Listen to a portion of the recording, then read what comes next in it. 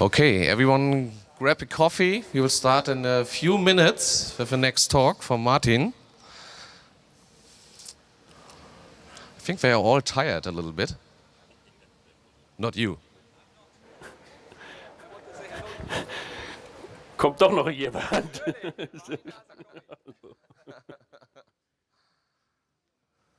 Ich brauche noch meinen Zettel. Wahnsinnig lang sagen, das muss weiter sein, aber es flammt. Ja, irgendwie denkst du, oh, okay, hier haben wir komplett einen Zeitraum aufgebaut. Okay, Martin. I think, I don't know, maybe we're all in the queue at the coffee. I don't know. I think I may just get started and then we'll see. Okay, that's fine. Who's showing up. Thanks for having you here. It's your stage, Martin, and I will start the timer in a few seconds. And yeah, have fun the next 12 minutes. Thank you, Martin. My name is Martin Jung. I'm working for the Hamburgische Investitions- und Förderbank, which is the regional development bank of the city of Hamburg, and I'm responsible for implementing the financial support programs for startups and also innovation projects of existing SMCs. I've been invited today to talk about actually two topics. One is about the setup and the development of regional ecosystems for startups and for innovations. And the second issue is because I wanted to connect also to the general theme of the whole conference, which is how digitalization changes our society. My question then, how can startups contribute actually to solve the future challenges which we see ahead of us? So I would like to start with two theses. One is that we think actually we need more entrepreneurial innovations to solve the future challenges ahead of us. And the second is that to enable those innovations and solutions, we need to get our regional ecosystems right to enable the startups to develop these solutions. When we look ahead, what are the challenges there? I think they are clearly addressed already. For example, if you take the Sustainable Development Goals of the United Nations, they have been formulated and addressed fully, and the aim is to really fight poverty until 2030. But the question is, who actually is responsible to really achieve these goals and to implement the solutions? I think just waiting for the politicians and the state is not enough, because I think the abilities of the state are simply limited because these issues are highly complex. The state has a lack of resources, and to a certain degree there's also a lack in flexibility and agility in the public administration to really address these solutions. And that's where I think then we can also see how the levels are interconnected, because we actually have to understand that none of the solutions can be only addressed on one level. We have to see the interaction between the international level, where, for example, the UN defines the challenges, and then national states try to develop initiatives to solve these solutions. But actually, the magic happens on the regional level, where people then have to actually develop solutions to solve these challenges. And these regional initiatives and activities also then interact with the national and the international level. For example, if you have an understanding of the Futures for Friday for Futures initiative, which we see. One example I think it's also quite impressive is the network of the Cities for Aging Communities initiatives of the World Health Organization. They have set up an international networks where the cities then interact also to develop solutions how city can be more suitable to the requirements of the elderly people, and to enable them to really have a good living in these cities. Now, how can entrepreneurial initiatives and innovations actually help to solve the solutions? When we try to understand what actually this is, then we have on the one side an innovation which is already a solution to a real problem based on an invention and probably a technology, not only with technologies. And this has to be combined then also with an entrepreneurial spirit, because an innovation only then becomes an innovation when it's really then introduced into the market successfully, and so it becomes an impact on an issue which it tries to address.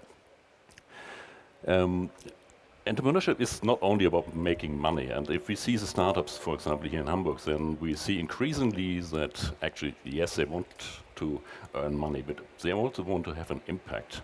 Hannah Asmussen yesterday, for example, with a startup Localize, also then tries to address issues which are way beyond the issue of just making money with a startup. But we have other interesting examples like Lemonade. It's this drink company that actually on the one side do fair trade, buying and getting into the materials to the drinks, and then give a part of the profit back to international project to help people to get clean water, for example. We have, for example, Retrobine with the Memore box. Manusher Shamsrizi is today also with us. He invented a computer game actually helping people to get a way on to avoid these elderly people diseases like Alzheimer, for example. What actually now has this issue of entrepreneurial and innovation to do with the regional ecosystems? I think startups and innovations do need to have strong regional innovation and ecosystems to really develop and implement the solutions. And first you have to understand that innovation is not a simple linear process. It's also often a case where this innovation then get into practice when certain sectors do collide, where there is some friction in these sectors between, for example, startups and old corporates, between different economic sectors like the life science sector and the healthcare sector, or where we to have then the frictions or the possibilities to do technology transfer between the research and the economy. We have, for example, just started in Hamburg a new initiative which is trying to address the anti-infectives issue, where there is one big company in Hamburg, Evotech called, and they now do kind of technology scouting in the research institutions in Hamburg to find new leads to then develop new drugs to fight infective diseases. And we have to then also see who are actually the regional stakeholders in the ecosystems. And when we build on what has been developed in the cluster theories, and we see that we actually do have 4 important different stakeholder groups. It's the public authorities who have to get the framework rights. It's the academia, which do try to develop new solutions, do research to solve certain problems. We have the industry on the other side, but also the civil society, which plays a big role. And then we actually can have another look on who is able to do what in these ecosystems. And each of the players then has a certain role where he can really influence the status and the development of the regional ecosystems. I think it's probably quite hard to read what's on the slide, so I will read it out. The public authority actually primarily is responsible really for the formulation of the policies to address the issues ahead of us, and they can also provide financing and other forms of innovation support, like, for example, through a public development like the IFB Hamburg, which I am working for. And they have to set up an enabling legal testbed and legal framework where new solutions then can be developed. For example, we have these big issues in mobility where there are certain legal restrictions which are not easy or really enabling for new technologies and startups. When we have a look at the industry has really to go ahead the typical simple forecast model. They have to really try to understand what the world's looking like in 20, 30 years, and then have to define and try to get an understanding what their business model is and will be in the future then. It's done under the issue of strategic foresight. They can work with open innovation approaches. They can strongly cooperate with startups to get better adapted to the new settings in which they have to work in the future. Academia, I think the biggest challenge there is to actually understand that, yes, it's important to do the research and the education, but the third mission, technology transfer, know-how transfer to address issues of the society, is the third mission which has to be strongly addressed. They have also to incorporate really the entrepreneurial education into their curricula in the universities. For example, the Technical University of Hamburg has defined on the management level, well, we are an entrepreneurial university, and each student coming to our university, at least at one time in his studies, should come across a course which is related to entrepreneurship. Then he can decide if he wants to go deeper into that issue or not. And actually coming back to the civil society, we have the issue of the networks. To have me as an example network, how ecosystems can be supported and developed, and having all these people here is great. We have the public discourse about certain issues.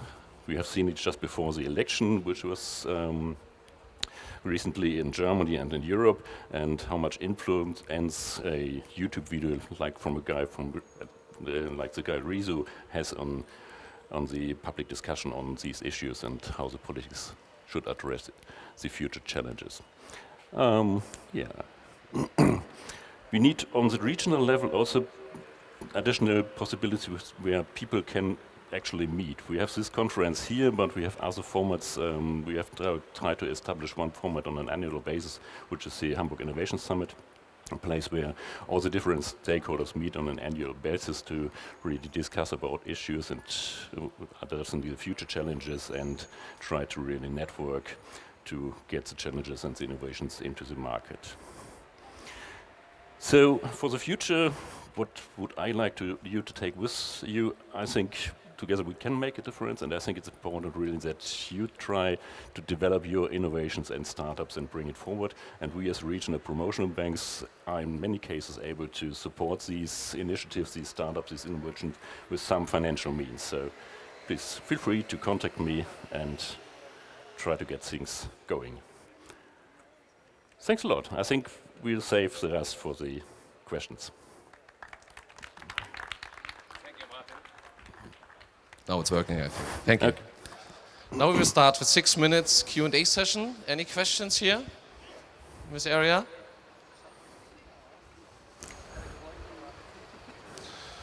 No questions. Did we miss something? What do you think? So you told a little bit about challenges here in Hamburg. So Hamburg is a little bit special if you compare to other cities, in my opinion. So. Yeah, I think Hamburg is special because we do have certain sectors which are really strong in Hamburg, like the harbor, for example. And the harbor is a good example because the harbor is working economically quite well. But if you compare to the development in other areas, like in Rotterdam, harbor is staying on a level and not growing, developing as other harbors do this. For example, that is one area where we do have some challenges ahead of us to follow the development of the international ports. Questions here? Oh. Okay. Ask a question now so that I get rid of some questions for a panel later. I actually have a general question in terms of bank and investments and how you decide who you want to invest in. Do you have any specific guidelines? And there's a lot of discussions surrounding, for example, women in tech. Is that something that you try to invest in specifically or not? Yeah, we actually do have clear guidelines for each of our promotional programs, which are set by the public authority for which we implement the support schemes. For the innovative startups, it's always we have to support innovative startups. Then you can start to discuss what is actually an innovative startup, and this is kind of a decision process and the criteria that cannot be hardly defined with a scoring board where you then give point to certain companies. It's always an individual decision of this team, and this startup is really innovative to have a big economic impact and be a big solution. We are always happy to have women applying for these programs, but it's, I think, for us not the right way to set up specific target group-oriented programs, because women can do startups like any other person. We simply would like to ask for women, but we don't have any preferable conditions for women to startups. Mm-hmm. There's another question. You spoke about innovation. So innovation can have different forms. It can be a product innovation or process innovation. Yeah. How much are you supporting process innovation, and are you open to non-Hamburg-based startups? Unfortunately, we can only support startups that athletes in the future are based in Hamburg. So if you have a startup in Berlin and plan to come to Hamburg, then you can apply for our support.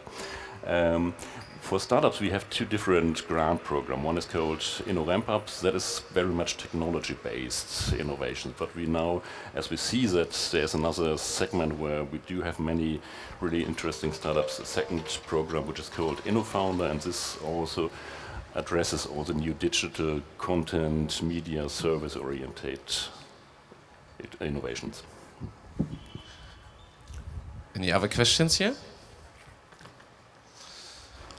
Okay, no questions. What will you do today at this nice weather? What you went back to the office, or are you enjoying the sun at the Alster today? I'm going back to the office. We do have a little celebration today also in our company in the afternoon, the summer fest, which we do annually. And later on then I meet my family and go down to the Elbe. Okay, fine. Yeah. Martin, thanks for having you here. Thank you, Martin. And have a nice day and a good party.